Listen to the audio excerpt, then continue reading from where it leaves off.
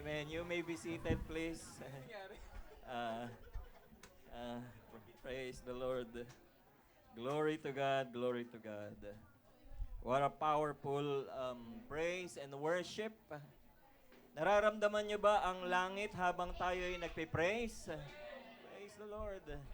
Alam po ninyo ang ating nararamdaman ngayon ay wala pa sa kalingkingan na ating mararanasan kapag truly, physically, nandun na po tayo sa luklukan ng trono ng Panginoon. Pero dahil nandito pa tayo sa lupa, balik po tayo sa realidad na kailangan natin ng Diyos. Amen ba? Praise God. Nasa series po tayo ng prayer at ngayon naman po ay katulad po ng ating very short prayer na kinote po sa atin kanina ng nag-opening prayer. And then dito sa short prayer, makikita po natin yan sa 1 Chronicles chapter 4, verse 9 up to verse 10. Ito pong verse na ito ay isiningit habang ang sumusulat ng 1 Chronicles. Pag inaral po natin ang Chronicles and Kings, ito po ay mga history ng mga naging hari sa Israel. Amen ba? At ito po ay isinulat habang isinusulat saan ba nanggaling yung mga hari na first king ng Israel ay si Haring Saul and second king ay si Haring David at yung third king ay si Haring Solomon. At habang isinusulat po ito, nandun po yung tinatawag na lahi ni Judah. Amen? Sabihin mo, lahi ni Judah.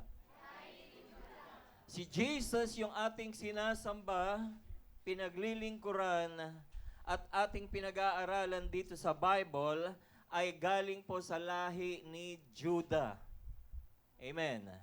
Lahi ni Judah at si Jesus ay galing sa lahi ni David at pagkatapos lahi ni Judah.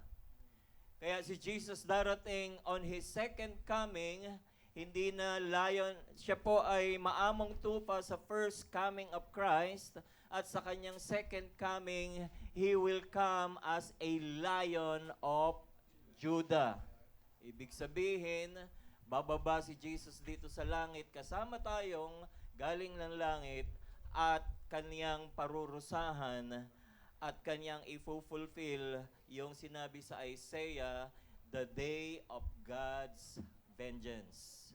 Pero hindi po yun ang message natin. No? Ang focus ng message natin ay si Jabez. Si Jabez, sa inyong Bible, ang ibig sabihin ng Jabez ay pain or sorrowful.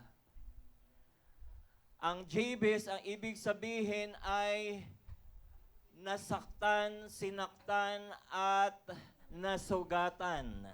Amen. Aray ko, no? Kaya kapag ka ang nanay mo ay pinangalanan kang nasaktan, nasugatan, para kang pinaglihi o pinanganak sa sama ng yun.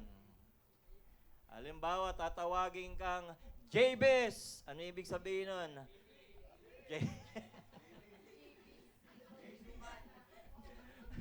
Hindi po, hindi kasama si JB doon, no?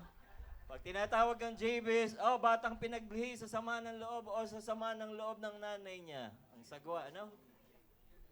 Ang pangit na pangalan. Kaya nung lumalaki si Jabez, nanalangin siya sa Panginoon at ang sabi doon sa ating pag-aaralan, pinagpala si Jabez at pinakahigit pa sa lahi ng kanyang ninunong si Judah. Amen. Paano pinagpala ng Panginoon ang isang batang pinaglihi sa sama ng loob at nakaranas yung kanyang nanay ng tinatawag na pain, masaklap na kapalaran. Ayan, ano? Siguro may isip nyo, ano yung pinakamasaklap na kapalaran ng nanay nyo, bakit pinangalanan kayong Jabez? Ayan po, isa-isahin natin. Ano? Ang ibig sabihin sa Hebrew ng Jabez ay Yabets. Next slide, please. Ayan. His mother name, Jabez, sa Hebrew ay Yabets.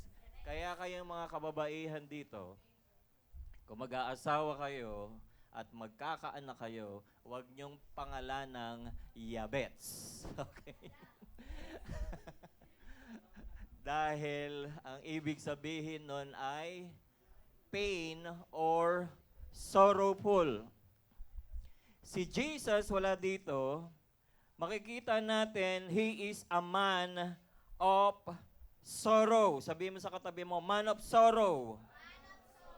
Makikita natin si Jesus as man of sorrow doon po sa Isaiah chapter 53 verse 3. Pwede ba natin i-flash yun? Si Jesus as our man of sorrow. Isaiah 53 verse 3, He was despised. Jesus was despised and rejected by men. A man of sorrows and pain, and acquainted with grief. And like one from whom men hide their faces, He was despised, and He did not appreciate His worth or esteem. A man of sorrow. And I do believe naranasan din ni Jesus ang nararanasan ni Jabez, because our Lord is a man of sorrow. Siguro kung nakaranas kayo ng masaklap na karanasan, mapait na pagdurusa, masakit na paghihirap, o masaklap na pangyayari, o napaka-painful, masakit na sakit sa puso, si Jesus, tandaan ninyo, mas higit ang kanyang naranasan. At naiintindihan ng ating Panginoon ang ating nararamdaman. Because our Lord also experienced to be a man of sorrow. Basahin natin 2 verse lamang po ito. Una, makikita natin sa verse kung paano siya pinagpala ng Panginoon. Sabi mo sa katabi mo, pinagpala. Paano bang pinagpapala ng Panginoon? Blessed to be a blessing. Katulad ng inaawit natin kanina, we are blessed to be a blessing. At nung inaral ko po itong message na to, siguro mahigit 15 years na nakaraan or 20 years na yata, habang ako'y naliligo, nakagawa ko ng kanta. Prayer of Jabez. Gusto niyo ba marinig? Kinanta na natin kanina. Mamaya na lang ulit, ano? Kasi kinanta na natin kanina. Yun po yun. Amen ba? Kaya isa-isahin natin. Hindi AI yun, ano? Oo, talagang coming from the Word of God. And then, inabot ako ng 15 years bago mabuo yung dalawang kanta. Mahirap pala gumawa ng kanta, no? Dahil yung nawit ko lang itong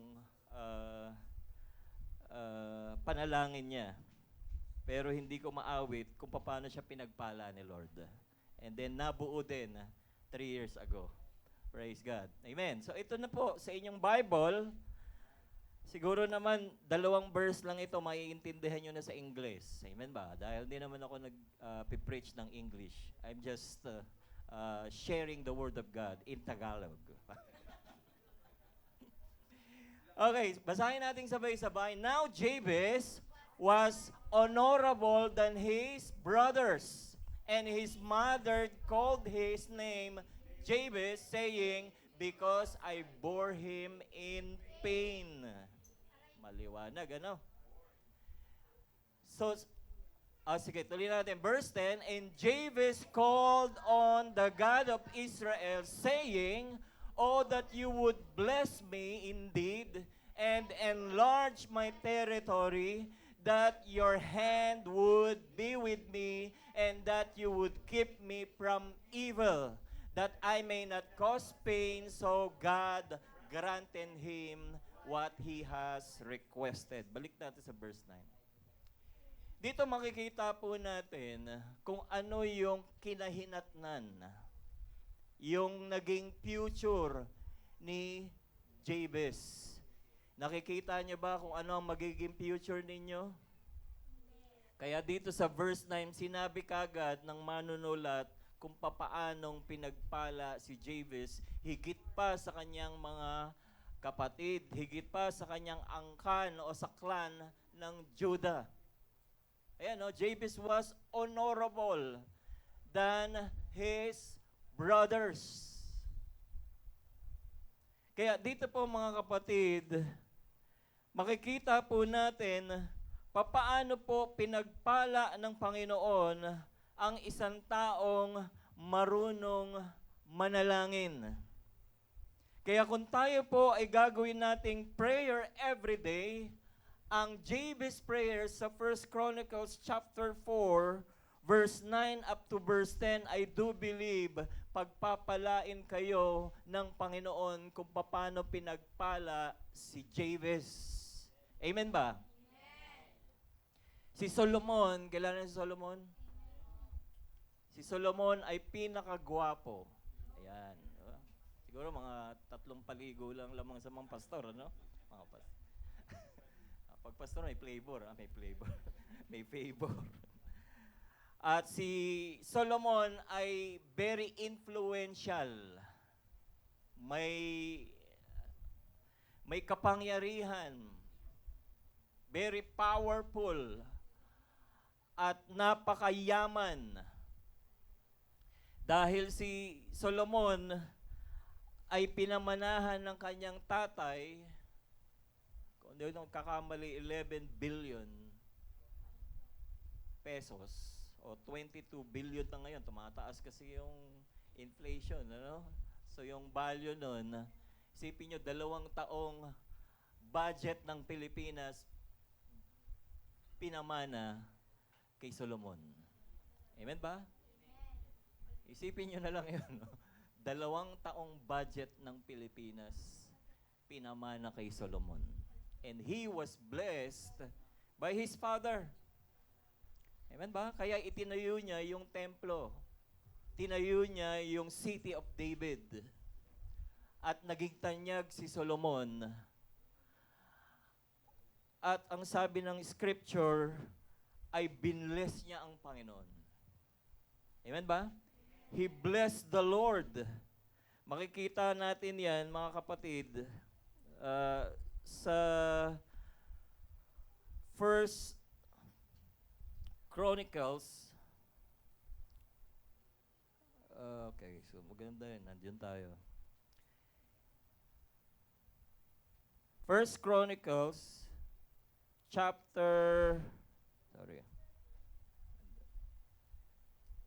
Solomon. Maganda yata ang example si Solomon. Bago yung kanyang tatay na si David. Amen ba?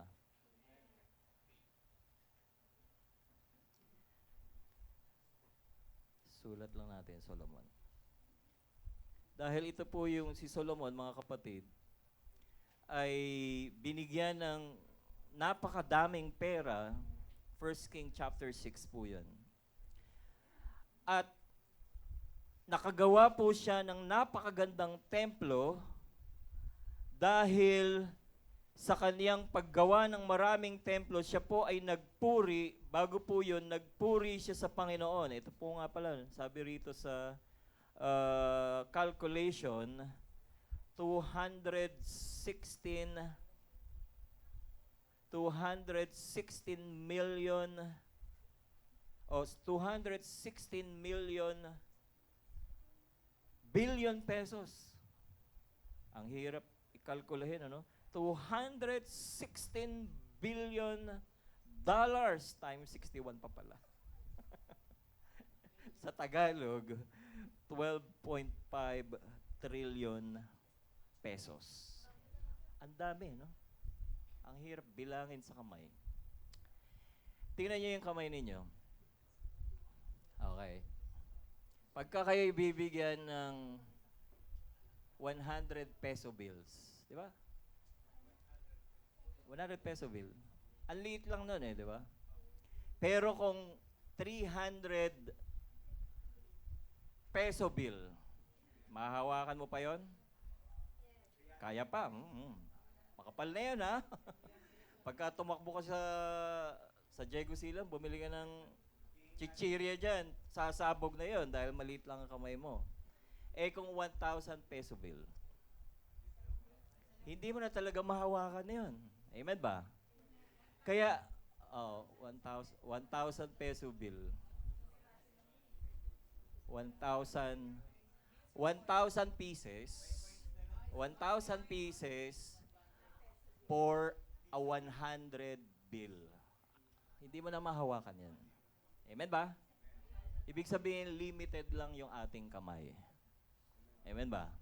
Kaya kailangan mo na ng bag o yung maleta. Hindi naman yung po ang topic natin. Ano po ang point natin, mga kapatid? Pag tayo po ay nananalangin sa Panginoon, that Lord, bless me. Sa verse 10. Verse 10 na tayo. Ito na po yung prayer ni Jabez. Nananalangin siya na ang sabi niya, Lord, bless me. Ayan verse 10. And Jabez called on God of Israel, saying, Oh, that you would bless me, O God. Amen ba? Paano po tayo mapagpapala ng Panginoon kapag tayo po ay nananalangin, Lord, bless me. Si Abraham, sa inyong mga Bible, wala yan sa screen, inutusan ng Panginoon si Abraham. Sino po si Abraham? Kilala niyo si Abraham?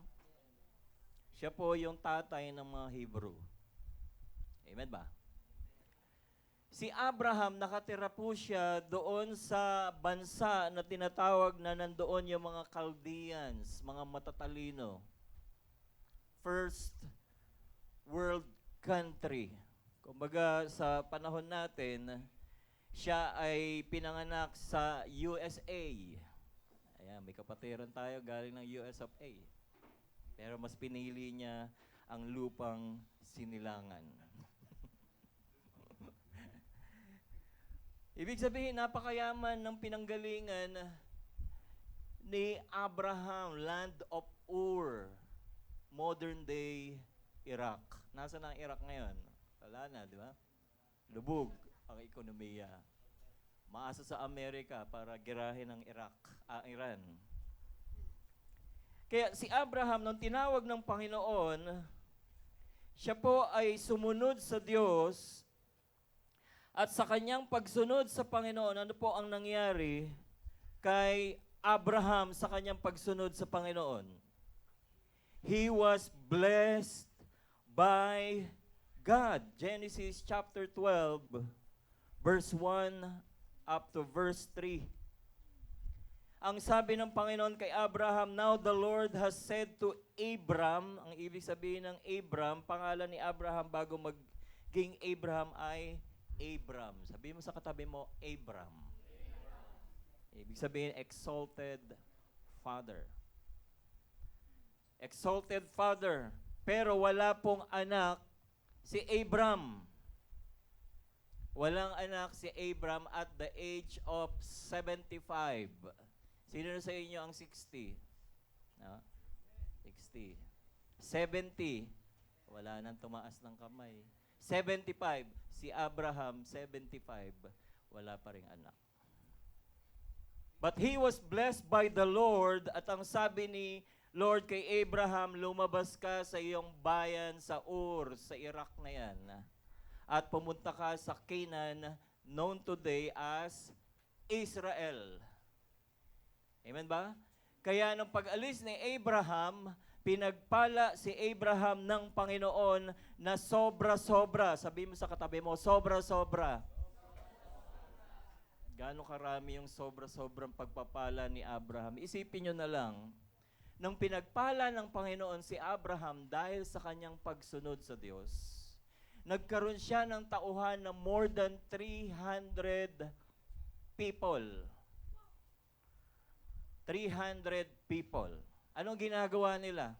Nag-aalaga lang sila ng baka, nag-aalaga sila ng tupa, kambing, at sila yung nagsusupply ng cheese, keso, at gatas, at tent na galing sa balat ng hayop sa buong Canaan.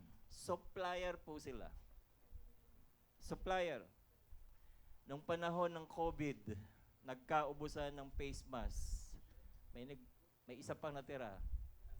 Suot ni Brother Louie, no? Nagkaubusan ng face mask. Bakit? Sino ang supplier ng face mask? China. Di ba? Wala tayong mabilihan kasi siya lang yung nakamonopolize makapag-supply sa buong mundo. Di ba? Nag-get nyo na yun?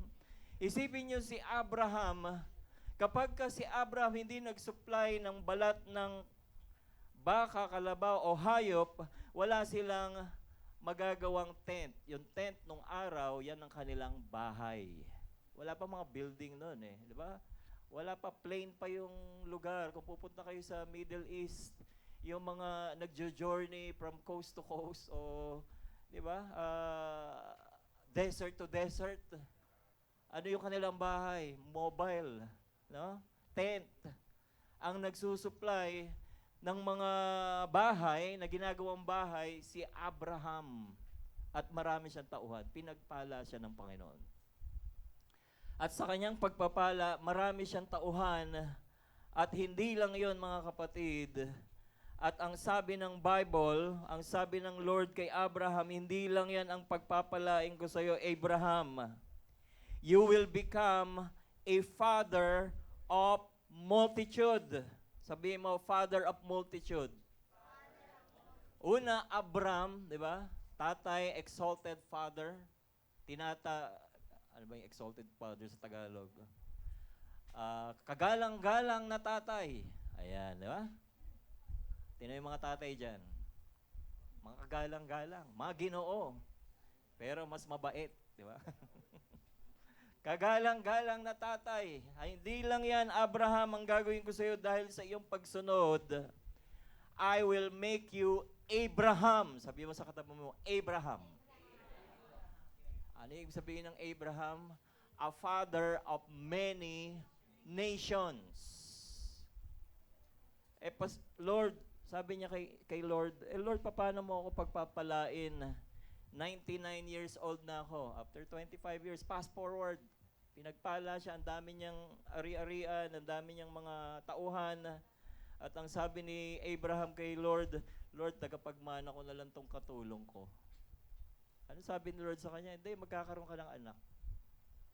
At the age of 99-year-old na si Abraham, sino yung kanyang naging anak na ang nanay ay 90 years old? Sino sa inyo 90 years old? That's a blessing of the Lord. Yung lola nyo, ewan ko lang, umabot ng 90. Ha? Oh, si Lola, no? Lola! Nagli-labor. Pag pinanganak daw ang pangalan ni Isaac, amen ba? Pinagpala ng Panginoon. Amen ba? Kaya nung pinagpala ng Panginoon si Abraham, at the age of 99, nagkaroon siya ng anak na ang pangalan ay Isaac. At hindi lang yon ang sabi ni Lord sa kanya. In you, ang sabi ni Lord, many people will be blessed. 7 blessing ang natanggap ni Abraham dahil sa kanyang pagsunod. Sabi mo sa katabi mo, maging masunurin. Sa kanyang pagsunod, siya po ay naging great nation. Nakikita nyo ang Israel ngayon? Ilan ang bumobomba sa Israel? Hindi lang. lahat ng paligid ng Israel ay kaaway pa sila nung time pa na yun. 7 nations surrounding Israel. Nakita na kayo ng globo, no? Nakita niyo yung Israel sa globo? Gaano kalaki? Tuldok ng inyong ballpen. Malaki pa ang Pilipinas sa Israel at malaki pa ang ating Luzon, Visayas, Mindanao. Yung Luzon, mas malaki pa sa Israel. Isipin niyo yun. Napaka-powerful nation. At kahit ang Iran, Iraq, magsama-sama sila, Kuwait, Syria, Lebanon, nandun ngayon yung mga Hezbollah, yung Gaza sa gilid ng Israel, yung mga terrorist. Ano pangalan sa mga terrorist na yun sa Gaza? Yung Houthis, iba pa yun. Sa Syria yun, di ba? Pero sila po ay powerful nation. Kahit anong gawin sa kanila because the hand of God is protecting Israel. Amen ba? Pag ang Israel ay nabomba at nawasak, wala na po yung ating pananampalataya. Bakit? Pagbalik ni Jesus, saan siya pupunta? Sa Pilipinas? Bababa si Jesus kung saan siya umakyat sa langit? Sa Israel. Amen ba? Gusto niyo ba pumunta ng Israel? Libre ang visa, may bayad ang eroplano. Mag-pray natin. Amen ba? Para ka na nagpunta ng Cebu. Libre ang ating visa, meron tayong tawag nito, bilateral agreement. At nagpapasalamat ang Israel dahil kinupkup natin more than 1,000 Jew during the Holocaust. At kinupkup namin sila sa Marikina. Oh, Marikina, sa history. Marikina sila nag-stay. Amen ba? Every year, inaalala nila kung paano nakasurvive yung more than 1,200 Israelites dahil sa pagkupkup ng Pilipinas. At dahil doon, tayo po ay kanilang kinupkup kung tayo naman ay nangangailangan. Amen ba? Kaya pinagpala ng Panginoon ng Israel dahil sa pagsunod ni Abraham. Hindi lang siya naging great nation, 7 blessings na tinanggap ni Abraham. Lord, that you would bless me kung ikaw si Abraham, kung ikaw si Jabez, at nananalangin ka sa Panginoon at sinabi mo, Lord, bless me. Pagpalain mo ako, Panginoon. Dahil sa pagsunod ni Abraham, hindi lang siya naging great nation, nagkaroon pa siya ng personal blessing. Nagkaroon siya ng relational and material success. Third blessing ni Abraham, naging great yung kanyang pangalan. Fourth blessing ni Abraham, siya po yung naging source ng blessing nating lahat na mga Gentiles. Pinagpala ng Panginoon tayong mga Gentiles. Pag sinabing Gentiles, hindi ka Jew. Sabi mo sa katabi mo, hindi ka Jew dati. Hindi tayo Jew dati. Pero dahil kay Abraham, tayo'y naging Jew sa pamamagitan ng ating relationship sa kaniyang seed. Sino yung seed of Abraham? Si Jesus Christ. Amen ba? Abraham, Isaac, and then after Isaac, Jacob. Pinalitan niyang pangalan niya, naging Israel. At si Jacob merong 12 children. Isa doon ay si Judah. Si Judah, naging anak niya, itong isa sa mga naging anak niya, si Jabez. Amen ba? At si David. Basahin niyo yung Matthew chapter 1, nandun po pinanganak ang ating Panginoon sa pamamagitan ni Joseph, ni Mary, all throughout to David lineage up to Abraham. Amen ba? Kaya nung pinagpala ng Panginoon si Abraham, hindi lang yon naging source of blessing, divine protection, and universal blessing. At dahil kay Abraham, ano po ang sinabi ng Galatians chapter 3 verse 13?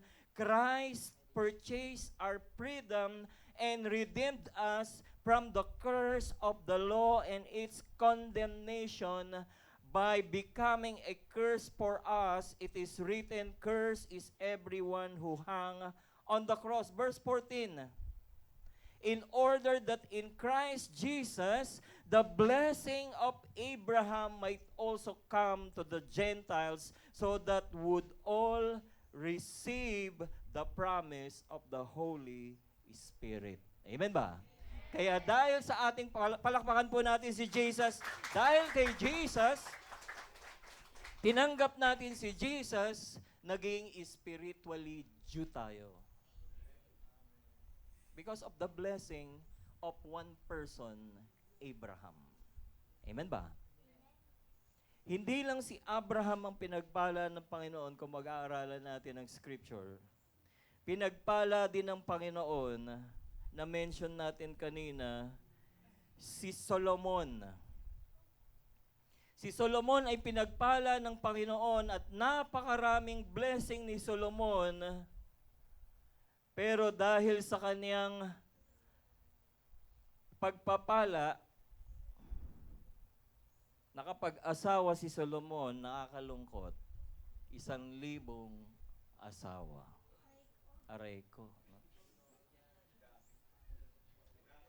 Lahat ng kanyang asawa, iba't ibang reliyon, nagbago ang kanyang reliyon. Kung asawa niya sumasamba sa Diyos-Diyosan, samba rin sa Diyos-Diyosan. Yung bawat bansa na hari ay kanyang nagiging asawa, kaya kamag-anak niya na rin ang lahat ng bansa sa buong mundo. Di ba? Ilang bansa ba tayo sa buong mundo? Wala pa yatang 300, di ba? Kaya yun, naging asawa niya lahat yun. Kaya wala siyang kaaway. Amen ba? Pero nang tumanda na si Solomon, he was blessed by God. Naging united ang Israel. Walang lumalaban sa kanila. Napaka-peaceful, walang gera. Kasi lahat ay meron siyang, di ba? May connection. Kamag-anak niya ang buong mundo. Grabe. Pero pwede ba natin i-plus sa Ecclesiastes chapter 12, verse 3? Dahil ito rin po yung prayer ni Jabez. That, Lord, protect me from evil. Amen ba? Yan po ay makikita ninyo sa Ecclesiastes chapter 12, verse 13. Pwede ba natin i-flash yan dito? Importante po ito. Dahil pag pinagpala kayo ng Panginoon, baka makalimutan nyo si Lord. Sabi mo sa katabi mo, huwag mong kakalimutan si Lord. Amen ba? Pag pinagpala ka ni Lord, huwag mong kakalimutan si Lord. Ang sabi ko, ayan. Let us hear the conclusion of the wise. Tumanda na si Solomon. Ugod na. He is sleeping on his deathbed. Sinulat niya ang scripture na to. Sabi niya, walang kabuluhan ang lahat ng bagay. Walang kabuluhan kahit napakayaman mo, napakarami mong pera, napakasikat ka, napaka-powerful. Walang kabuluhan maging hari ka o makapangyarihan. Dalawang bagay lang ang importante sa buhay ng tao. Let's hear the wisdom from Solomon. Dalawa lang. Ang sabi niya, fear God. Sabi mo sa katabi mo, magkaroon ng takot sa Diyos. Pag sinabing magkaroon ng takot sa Diyos, hindi po multo, takot ako sa multo. Hindi po. Magkaroon ka ng totoong relationship to your Maker, to your God. Amen ba? Pagka takot ka sa Diyos, takot kang magnakaw. Amen? Kapag takot ka kay Lord, hindi ka magsisinungaling. Hindi ka gagawa ng masama. Hindi ka mandaraya. Sabi mo sa katabi mo, hindi ka mandaraya. Yan, no? Because you have the fear of God. Meron kang konsensya. Di ba? Lagi kang sinasabi, hindi ka naman nagbabasa ng Bible. Meron kang fear of God. Pangalawa, ano meron dito? Sundin ang Diyos. Sundin ang kaniyang mga utos. Wisdom from Solomon po yan, mga kapatid. Sinabi niya, hindi importante lahat ng bagay. Pag pinagpala ka ng Panginoon, imagine, yung napakaganda ni story ni Solomon. At the age of 15, katulad ninyo, he was appointed to be a king. Sabi niya, Lord, paano ako mamamahala sa isang bansang napaka-great nation? Paano naging great nation ng Israel?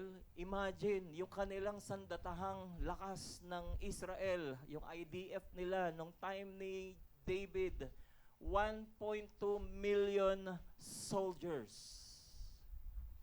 Meron bang bansa na may 1.2 million soldiers?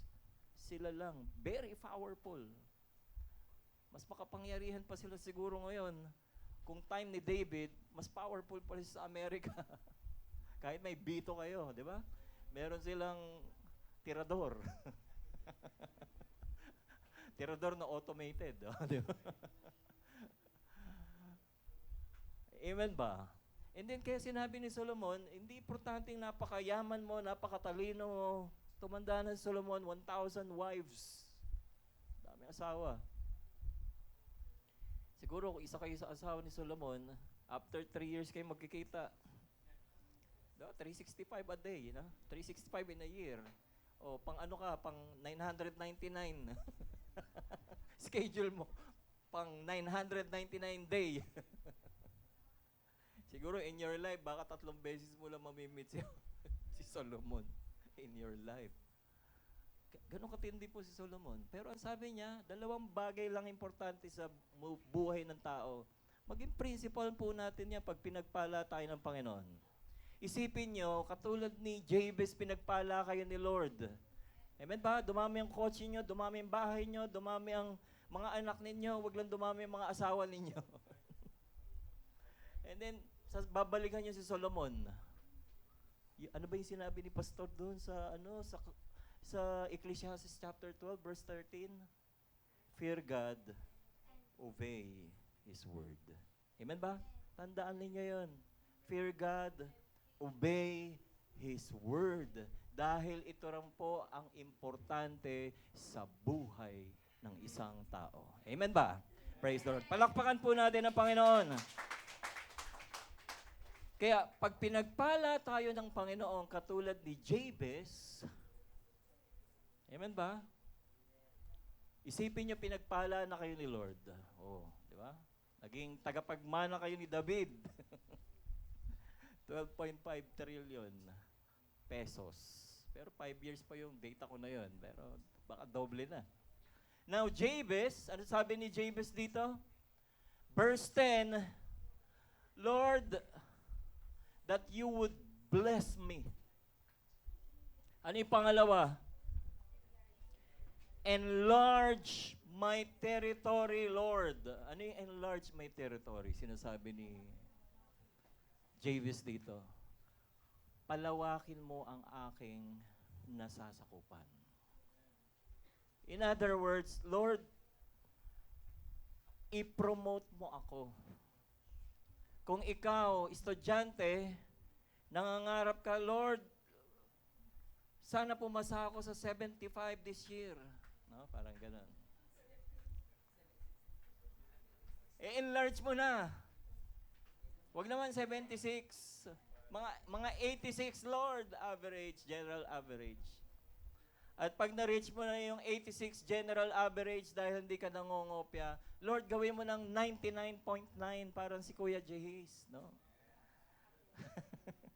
Magiging scholar ng bayan at maging professor ng UP. Wow, di ba? Gusto niyo ba yun? Ayan po yung prayer ni Jabez. Sabi mo sa katabi mo, huwag mong limitahan ng Panginoon. Minsan nalilimit lang natin si Lord. Amen ba? Lord, enlarge my territory. Enlarge my finances, Lord. Enlarge my my business, Lord. Lord, yung mga client namin 100, make it 1,000 this year. Amen ba? Pag hinabol kayo ng mga clients, anong gagawin ninyo? Lord, paramihin mo naman yung kamay ko kasi nalilimit na. Amen ba? Kaya ko bang hawakan yung 4 na microphone all of the same time? Hindi. Kaya pag pinagpala kayo ng Panginoon, ano yung next na prayer ninyo? That your hand would be with me.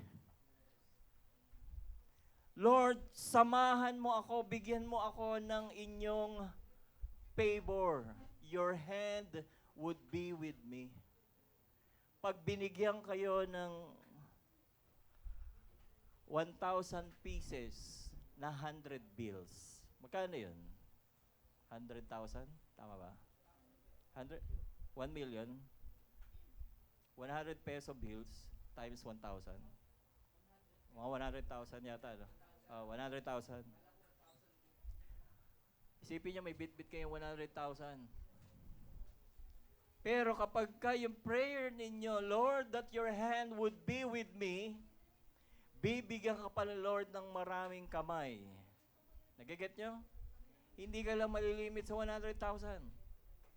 Amen? Hindi ka lang malilimit sa million.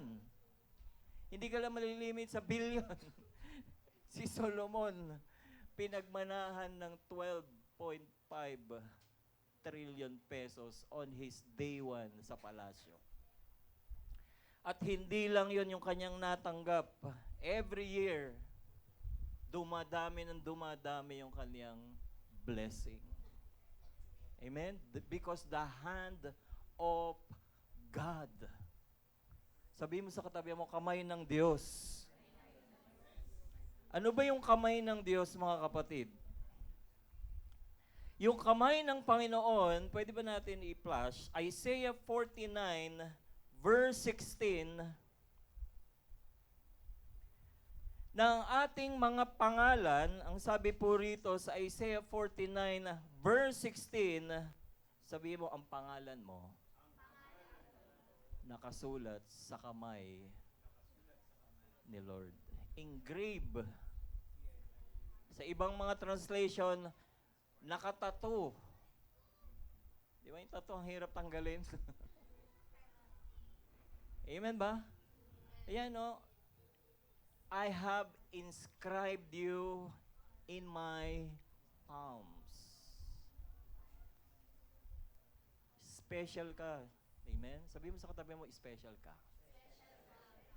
Kaya wag mo sabihin, ikaw, anong pangalan mo? Ang pangalan ko ay, pinanganak ako sa sama ng loob. You are special in the sight of God. Oh, amen ba? Yung pangalan mo, isipin mo, nakaukit sa kamay ni Lord. You are special in the sight of God. And you are blessed. Kaya kapag pinagpipray po natin, Lord, that you would bless me, that you would enlarge, Lord, my territory. Kaya sa ating pagsunod sa Panginoon, mga kapatid, gawin natin yung prayer of Jabez. Lord, that you would bless me, that your hand would be with me. Hindi mo na malilimit yung iyong sarili. Dahil dadami na ang kaya mong gawin. Because the hand of the Lord is now with you and always with you. In the name of Jesus. Lagi ko sinasabi, mga kapatid, may mga nagrereklamo sa atin dahil pag Sunday ay may mga 4-5 sasakyan dyan sa Diego Silang. Isipin mo, one day, lahat tayo, kung 50 tayo, tagi-isa tayong kotse, ano kaya mangyayari sa buong JP Rizal? Amen ba? Punong-puno na ng kotse ng mga taga-Landmark yan. Pinagpala kasi ng Panginoon because of JP's prayer every day. Amen ba?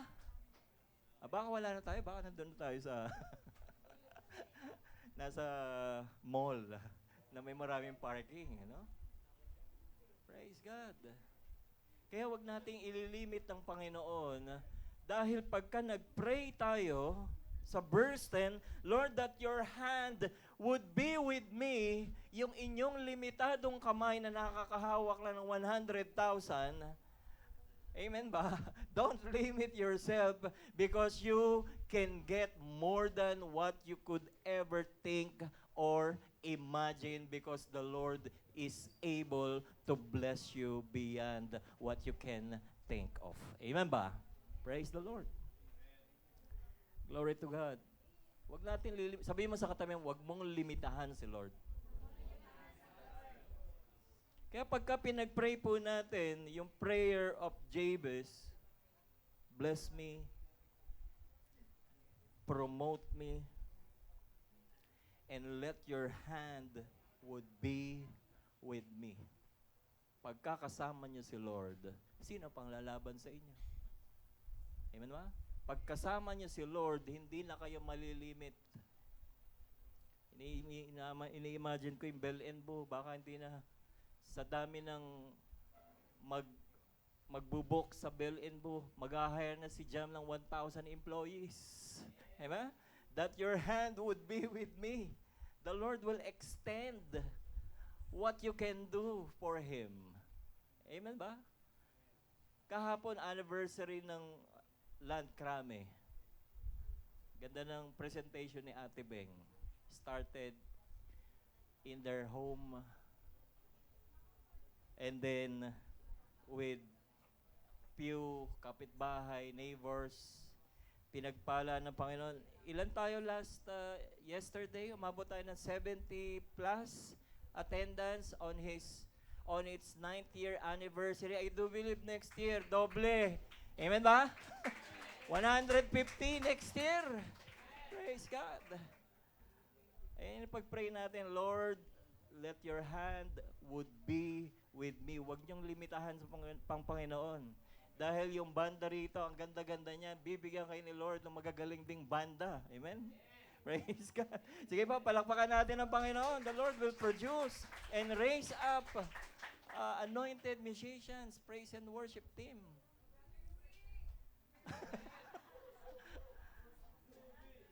Your hand would be with me. Do not limit what the Lord can do in your little hand.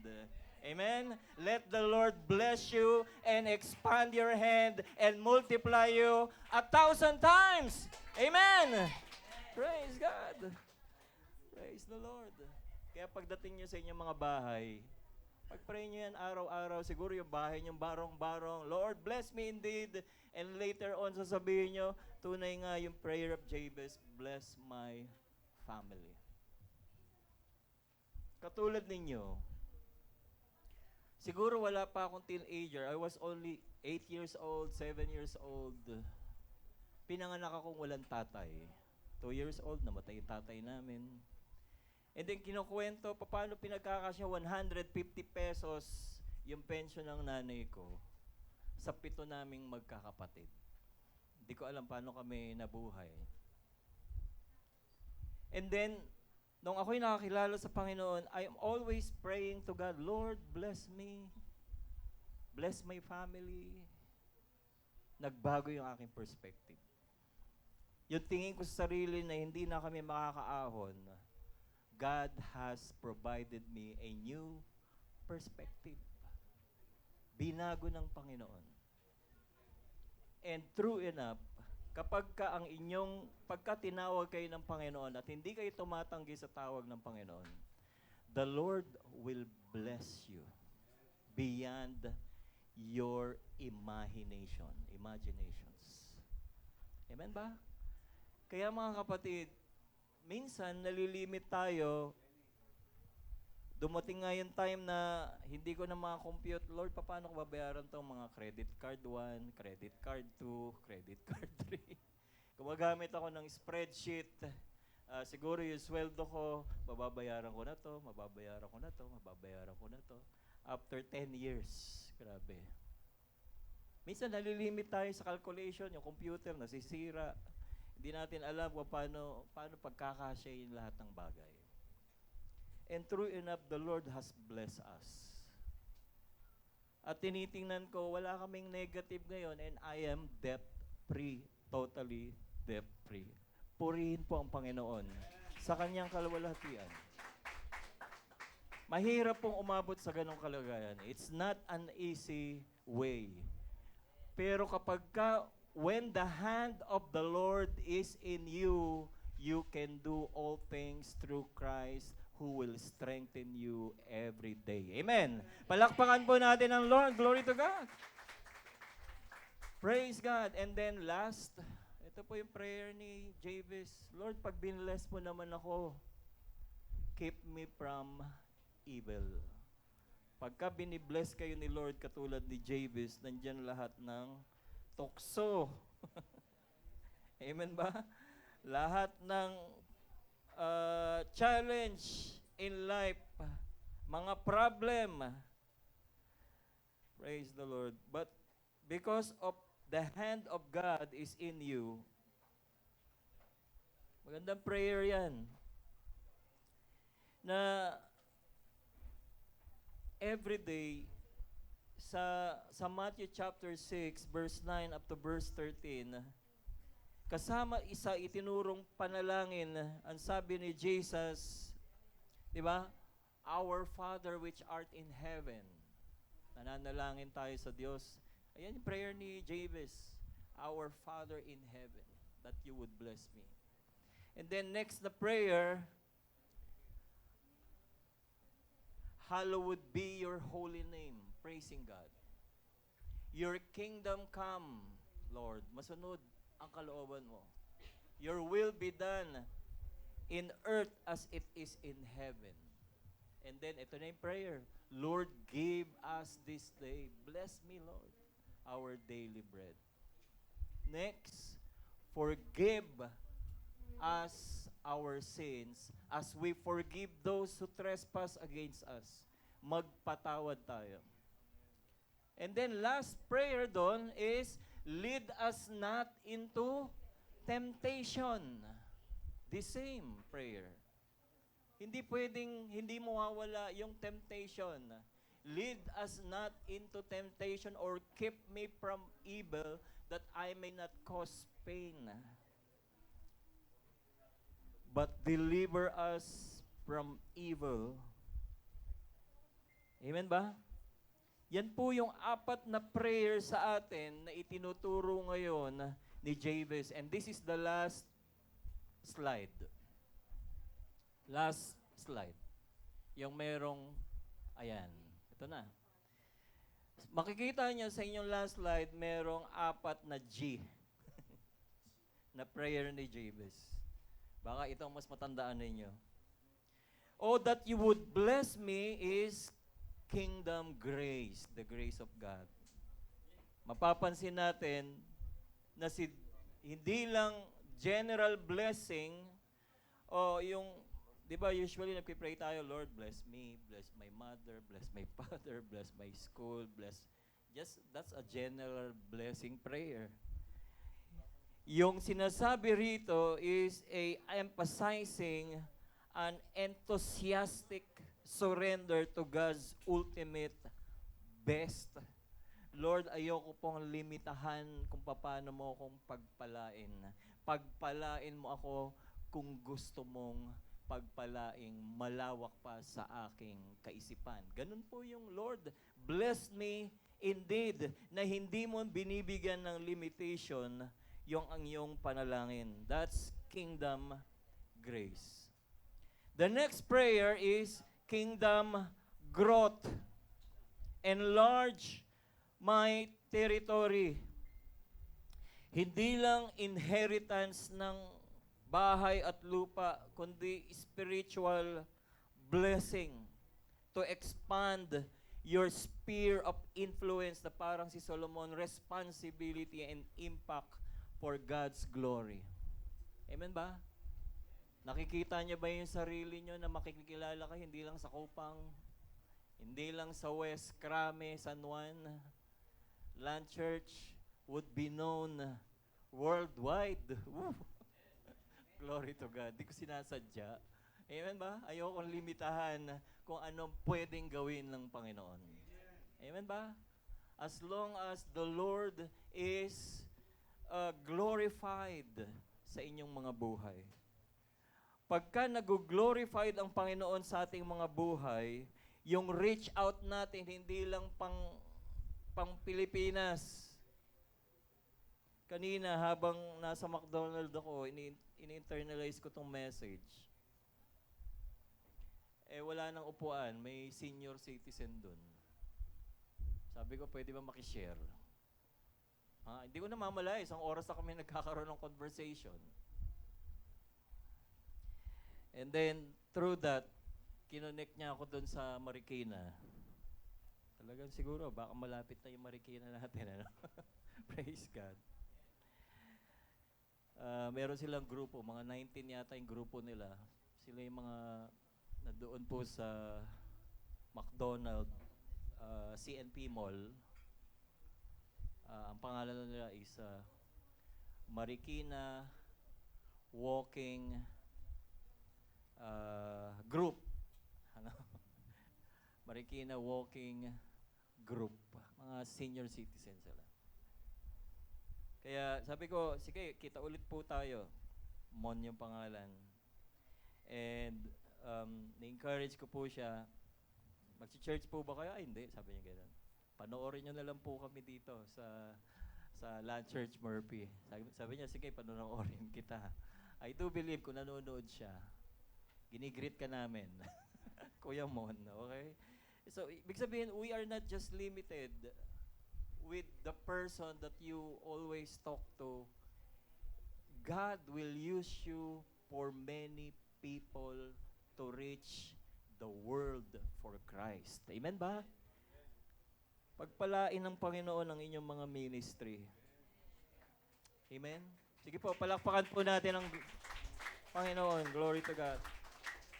Grace, growth, and then guidance that your hand would be with me. And last, guarding. Pagsama sa atin ng Panginoon. Amen ba? Kaya mga kapatid, siguro sa message natin, ang take natin dito, pag uwi natin, baguhin na natin yung ating panalangin. The usual na, Lord, kung anong plano mo, mangyari. Bakit hindi na lang ito yung prayer natin? Prayer of Jabez. Total, 2 verse lang naman yun. Actually, 1 verse na lang yun, kung tututukan ninyo. Lord, bless me, enlarge my territory, that your hand would be with me, and that you would keep me from evil, that it may not cause pain. Ano ang sabi ng verse 9?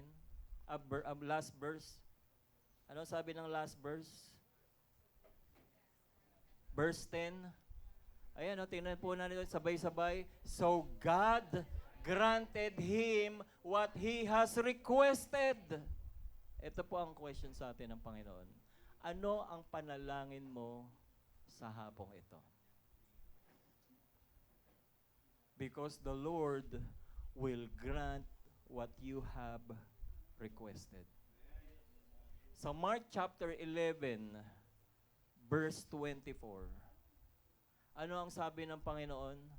Whatever you ask, if you believe, you will have what you have prayed for God.